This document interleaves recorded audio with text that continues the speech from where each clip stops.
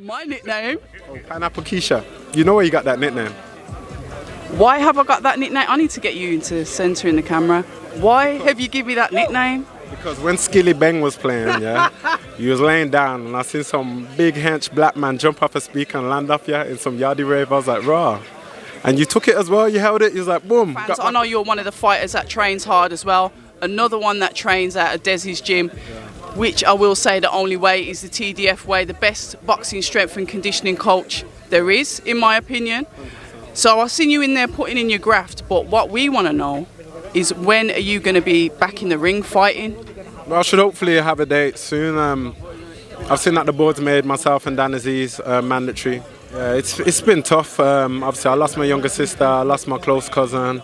Obviously, other little things happening, but it's just life, innit? It generally, as cold and sad as it sounds, it's just life. I chose to have a fight more than boxing. Do other things I could have made it easier for myself. And there's other fights where I could make it easy and just box my way to a decision. But I know that you're doing other bits because I see you sitting there in, your swanky restaurants with your food prep and maybe a couple suits and that, and then putting Vaseline on your lips and doing all that. LL Cool Pitters.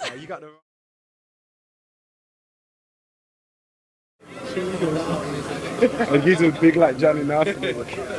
What are you trying to say? I got Johnny Nelson jumping off a wardrobe once. Hey, stop this rubbish. Stop. See, I'm here with Shakan Pitters, who's causing pure problems. What's the nickname? Say it again. My nickname? My nickname? Oh, Pineapple Keisha. You know where you got that nickname? Why have I got that nickname? I need to get you into centre in the camera. Why have you given me that nickname? Because when Skilly Bang was playing, yeah, you was laying down and I seen some big hench black man jump off a speaker and land off you in some yardie rave. I was like, raw. And you took it as well, you held it, you was like, boom, got back up to your feet. It was like nothing happened to you. So Pineapple Keisha, broken it out in the yardie raves. You see, I'm not gonna swear. I'm gonna be on my best behaviour, but that's gas. We're only trying to have fun, innit? So, I ain't judging you. We keep it professional when we need to, innit? Pineapple Keisha, Anyway, October Red Boxing here with the lovely light heavyweight. Gonna say it again, light heavyweight. It's an important division in the UK. Shakan Pitters. Talk to us, man. What have you been up to? Enjoying the sun like everyone else, watching the action, ticking over in the gym. Here to support my gym mates. A fan today, really. We talk about fans. I know you're one of the fighters that trains hard as well. Another one that trains out of Desi's gym, which I will say the only way is the TDF way, the best boxing strength and conditioning coach there is, in my opinion. So I've seen you in there putting in your graft, but what we want to know is when are you going to be back in the ring fighting? Well, I should hopefully have a date soon. I've seen that the board's made myself and Dan Aziz mandatory. That goes into purse bid July the 12th. So after that, providing those agreed and all well, then I'm sure we'll have a date for the fans and everything. Until then, man, boxing obviously is my job, my full-time job. So I'll just do what I do. I train and stay fit and, enjoy it. Enjoy what I do. Literally, just as easy as that. And what I will say before we touch on the fights that you're going to have is that you're a fighter outside the ring, somebody that has had a hell of a lot of losses in the past 12 months. How have you stayed focused? Because I know you've lost some people that are really close to you. And fair enough, this is nothing to do with boxing, but this is to do with you, and this is to do with you having to keep your mind right and still be able to say, you know what, I'm going to train, I'm still going to fight. How have you coped with that, Shakan? Yeah, it's been tough. Obviously, I lost my younger sister, I lost my close cousin. Obviously, other little things happening, but it's just life, innit? It generally, as cold and sad as it sounds, it's just life. I know that my sister and cousin, for example, they'd always offer my support to my career and they'd only want the best for me. So me, I've just got to keep strong, carry on doing what I'm doing. I've had my moments with my family, we've all had the grieving time, and now I'm focused, man. I'm ready to just put all that energy and anger and training, so channel it in the right direction. So that's what I'm ready to do. And how do you think that will benefit? Because you know when they say that sometimes in boxing you got to go into those dark, deep waters. You know about that anyway. So how does that have an impact on when you're going into the ring and you're going into those later rounds and you know you've got to really dig deep? I've been in deep waters and I've been in them dark stages all my life, to be fair. I've not had no privileged upbringing. I've had to make way myself and opportunities myself, and that's in every aspect of my life. You know what I mean? I never had anything really given to me, and I'm glad I don't want nothing given to me. I've had a supporting family and friends, don't get me wrong, but we was never privileged. So for me, it's all I know is to carry on, get back up and keep going anyway. So it's nothing new. I've had my downs, but it's like it's how you bounce back up from them. So I'm used to knowing how to bounce back up from them. So I believe in me as a person. I'm very strong mentally and I'm very focused. And when I'm focused, which I am, dangerous fighter. Yeah, we've seen that because we've seen the last couple of fights that you've had, which coincidentally have been in Coventry. Where do you think that fight will be? Because I'm going to move on to, obviously, you and Dan Aziz getting it on. Where do you think that will be? I don't know. They'll probably make it London, to try and give them more home advantage and all that. I'm not sure. Not that I'm bothered. It could be here, as long as there's a ring there, I'm not bothered. But I understand, they're going to do what they're going to do. I know what I've got to do. And that's the start. I respect Dan as a fighter, good fighter. It'll be a good fight. It definitely will be. You and your long range levers, hopefully they can keep him at a distance because he's a fighter that likes to come inside and throw those shots. I mean, I know you're not going to talk about no game plan or whatever. I don't, you know what it is? I don't even need to keep it long if I don't want to keep it long. Like, I can fight in the inside, to be fair. Obviously, my advantage is long levers, I get that, but I've proven, and I'm sure they know, and many other people see that there's a lot I've been working on, and I feel my inside game is really good. So I could do whatever, really. I could mix it, or I can keep it long. It all depends on the day, man. Sometimes it all depends how you come out the changing room as well, and what mood you're in. Some days you may want, like my last fight, it weren't my best with Reese, but I chose to have a fight more than box and do other things. I could have made it easier for myself. And there's other fights where I could make it easy and just box my way to a decision. But the thing is, I've shown a lot of versatility in my game, and I know I can box or fight, so I'm not worried about anything, to be fair. I'm good either way. I like the way you said it can depend on how you come out the changing room. I've never heard somebody say that. Elaborate on that then. You coming out the changing room affecting how you fight. How does that work? Educate me. I mean, it's on the day. Like, I could wake up today, for example, and say, I want to get certain things done, and then I won't be in the mood to get that done. But that's the element of having so much arsenal to your game of a fighter and the confidence knowing that you can do it. So I don't say it in a way where it's, if I'm angry, I'm going to fight an angry fight, or if I'm happy, I fight a happy fight. It's just all depends on the day, generally. Like, you could do all the training in the gym, and then you may find that you're going to approach this one differently or do different shots, or you'll see something else from your opponent in the ring where you're gonna like weaknesses, what you're gonna exploit more. So again, it just all depends. I'm sure we're gonna have to swing it out at some point because it's what it is, a boxing fight. But there'll be times where I have to mix it up and do other things. I just generally don't know what I'm gonna. I know what I'm gonna do, but I don't know how I'm gonna approach it. But all that matters is that I know, and my plan is to get the win at all costs. That's all.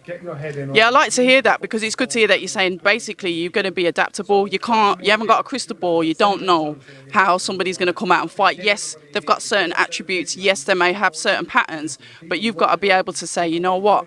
I need to start reading this while in the ring. And as a fighter, sometimes boxers rely on their coaches, when they go back to the corner to probably possibly feed that information to them.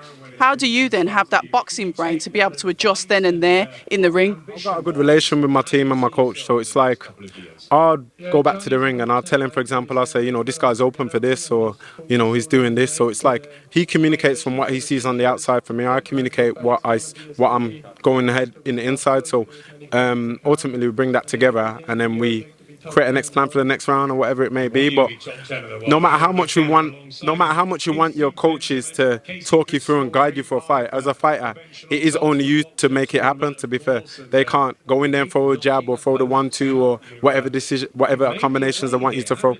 So yeah, man, we work very well with my team at Eastside, and then we implement whatever we got to implement in the game. And like I said, I've been in the ring and at certain stages now to know what to do and how to handle myself in the ring as well. well. So I'm all good. I believe in myself and my skills, and that will take me to the win. That is the right attitude to have. But we talk about another attribute that you've got as well is patience. Something when obviously Hennessy was time with doing bits with Channel 5, obviously that went by the by. And it seemed as if some of you fighters were like left out on the limb. So obviously this fight is a possible fight that's going to happen. What would you say to someone that has to have that patience to sometimes they've got to wait around until they just get that call? It's your job. This is your career.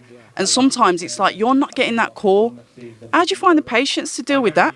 Obviously, it's a tough thing because, you know, naturally as a fighter, I've chose this crazy sport and I like to fight.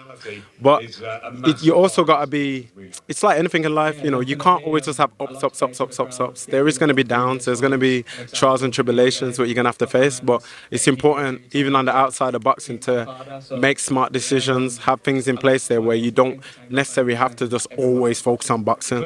Obviously, boxing's the main focus, but you got to be smart in this world. You know what I mean? Because you don't know. We may have another pandemic again. You just don't know what it's going to be. So you got to be patient. You got to keep working. But you've just like you'll take your wins in life or the positives in life. You also got to handle the negatives well. And I feel like this is kind of put things into good stead for a lot of other people as well, for them to now realise the importance of having other things in place as well. It's quite another interesting point as well, and I have to ask this because, like I said, you've had to show patience. A message to fighters then, like you said, this is your job. You get paid fight by fight, however it works. How do you then kind of like strategize or prioritize what you deal with money? Because in school, we're taught maths. We're not really taught money management. So in boxing then, how do you then manage that money when, say for example, you get paid for one fight and then you're not fighting until another 9 months, another 12 months? I've heard boxers been out the ring for 2 years. How? You just got to I don't know, like, if you're likable in a sport or if you're likable in person, then there should be a lot of avenues open and doors open for you, you know what I mean? You've got to be out there to people, you've got to, like, have good people around you. I'm fortunate to have good people around me who also are, you know, me as a person, I get on with anyone, to be honest. So if there's things where I could be of value to someone, there's a lot of things where I get the help from, but also sponsors obviously help and things like that as well. But it is really, a lot of it is money management, man. Like, you got to know how to manage your money. Some people get their first check and blow it, and then they don't know how they're going to, you know what I mean, beat a couple of months and that. So you just don't know how the game is. Anything could happen. I could fight this year, I could fight another 2 years, or I don't know.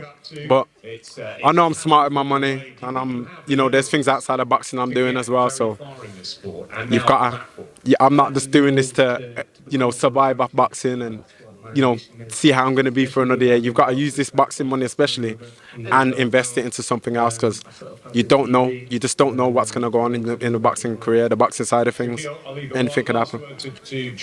Very, very good advice. And sometimes I think it needs to be said as well, because like I said, we often aren't given that advice about what to do with your money. I know that you're doing other bits because I see you sitting there in, you know, your swanky restaurants with your food prep and maybe a couple suits and that, and then putting Vaseline on your lips and doing all that. LL Cool Pitters. You got the wrong one, man. I ain't got an OnlyFans account. You know what I mean? That's wherever you're subscribed to, I don't know. Listen, Shakan, I'll be in the gym on Friday anyway, so we'll do some bits then. But thank you so much for your time, man. No problem, man. Always good to seeing you looking well, and keep using that moisturizer, that cocoa butter I see you using. It's keeping your age nice and well. But now, honestly, good seeing you all the time. You know, I got time for you anytime, so yeah. Likewise. Until the next time. Hi, and thank you for watching October Red Boxing. Like, subscribe, and tap the bell for notifications. You can also find us on Instagram at October Red Boxing and on Twitter, October Red UK. And remember, at October Red, we stay ready.